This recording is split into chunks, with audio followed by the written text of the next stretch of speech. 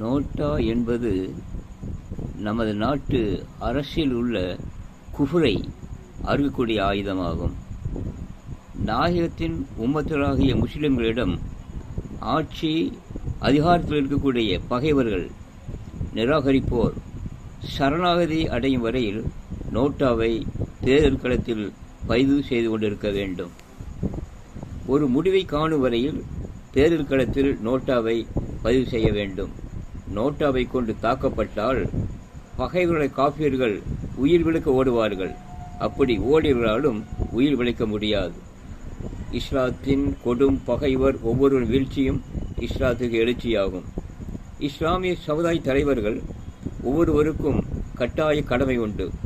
குஃபுரையுடைய நிராகரிப்போரை ஆட்சி அதிகாரத்திலிருந்து விரட்ட வேண்டும். நோட்டா என்னும் ஆயுதம் கொண்டு அவர்தம் செயலில் கண்டிப்புடன் இருக்க வேண்டும்.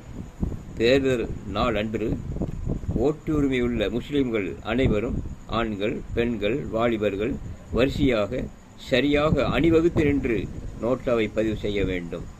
இறைவன் அழைப்புக்கு தலை சாய்ப்போர் செயல்களை கொண்டு நோட்டாவை பதிவு செய்தல். நற்கூலியை நாடுவோர் குஃபரை வேரோடு களைந்தெறியக்கூடிய ஆயுதங்களால் தாக்குகின்றனர். ஆதரவு இல்லாமல் இருந்த இஸ்லாம் என்ற மார்க்கமானது புனித போர் நோட்டாவை பதிவு செய்யும் வீரர்களால் ஆற்றல்மிக்க பேரணியாக ஆகிவிடும். இஸ்லாம் இந்த வெற்றியை கட்டாயம் காணும். அல்ஹம்துலில்லாஹ்.